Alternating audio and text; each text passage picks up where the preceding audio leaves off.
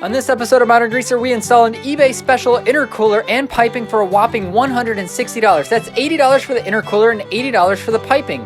Woohoo! I can do math! The eBay special intercooler is 3 inches thick and it fits into a 1963 C10 perfectly. The piping is almost plug and play, and to be honest, for the price, there's not a better setup out there for a C10. So if you're adding a turbo to one of those fang-dangled gasoline engine C10s, or adding one to your Cummins swap version like every man should, then you don't want to miss this episode of Modern Greaser. On this episode of Modern Greaser, the diesel swap C10 is finally getting what it deserves, an intercooler. Having the right size intercooler for the setup is very important, but this has nothing, so really anything's going to be better than what we have. First things first, we've got to take this grill off.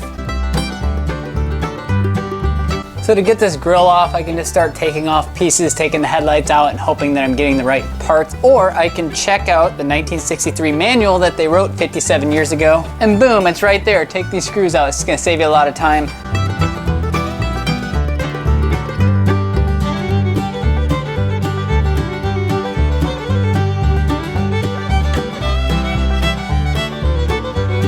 So in the stock setup, the battery actually sits right here. So I'm gonna relocate the battery either to the bed, but actually I think I'm gonna mount it underneath the frame so that the intercooler piping can come this way. The other thing is the turbo. We're actually gonna take this off and spin the turbo down this way, kind of towards the side of the exhaust.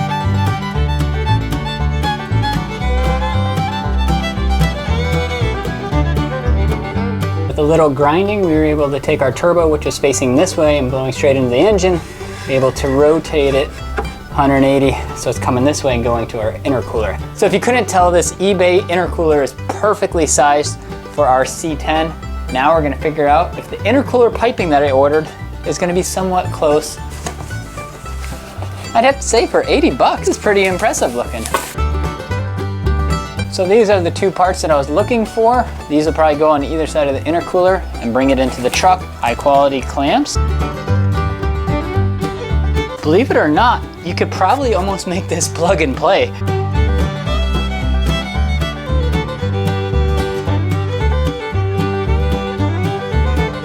Something caught fire, you could hear it crackling underneath the oil pan.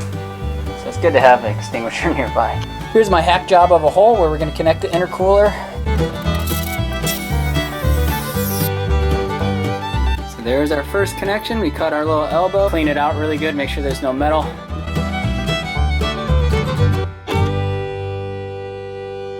So now that all the intercooling piping is in place, we're gonna have to bead roll all the edges. Problem is I don't have a bead roller. Your intercooler piping is gonna require beading so that it doesn't burst under boost, so you have to bead roll it. If you don't have an $80 bead roller, I have an episode where I show you how to make one out of an old pair of vice grips. So click the link here if you really wanna see it, or check out my page, but that's a fast, dirty, easy way to make one and get this whole thing done. So now that all of our intercooler piping is mocked up and that we have all of our beads basically rolled into here with our cheap vice grip idea, now I'm gonna have to go through and we have the actual clamps that are gonna go onto the setup, and I kind of get everything kind of clamped in where it needs to be, and then I'm gonna make the mounts for the intercooler. That may be backwards for some people, maybe you should mount the intercooler first, but I kind of want it to be situated and then I'll make my mounts and kind of go that way. One important step you want to make sure you do is clean out all of the gunk that's in the inside of your intercooler pipes, because that's going to go straight into your engine without a filter. So especially on a diesel engine, it's very, very important to get these pristine clean and all of that metal particulate out of there.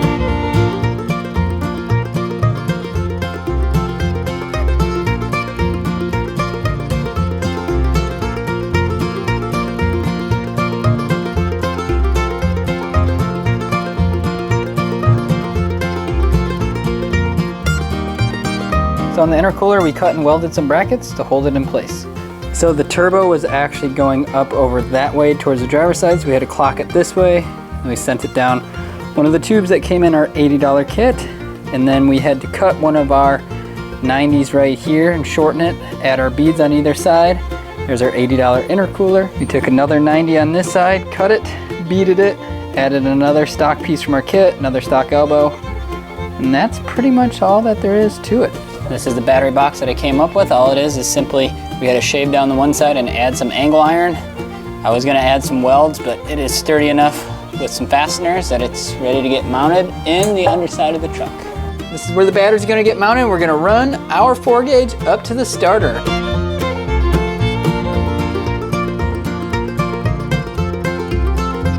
So what matters most is the cooling surface, and that is 23.5 by 10.25 inches and 3 inches thick. And the grill fits over this really nice. As you can see, no more intercooler. And the best part is the surface area of the intercooler is actually getting air, so it's not being blocked by the bumper. You could run a little bit longer of an intercooler if you find one. If you're doing an intercooler on an old C10, go pick this one up, it's 80 bucks. Now, our eBay intercooler would not be complete without our eBay special intercooler piping. And tell you what, this intercooler piping was worth every penny of $80. So we got a complete intercooler piping and intercooler setup for $160, and I'm ready to go test the thing out. I really shouldn't be bragging about all the parts, but the fitment and everything about it, it's a pretty simple design. Not sure, it's gonna be a lot better than not having an intercooler. It's got some pretty robust clamps, and it came with plenty extra. Had some nice boots, it had some 90-degree angles, and lots of straight pieces. As you can see, I used the kind of bent pieces for that. Another 2-foot section in here I didn't even use. I was really surprised with the quality of this set for 80 bucks. So there's no welding you have to do. Everything was cut, plug and play, real fast and easy to do it.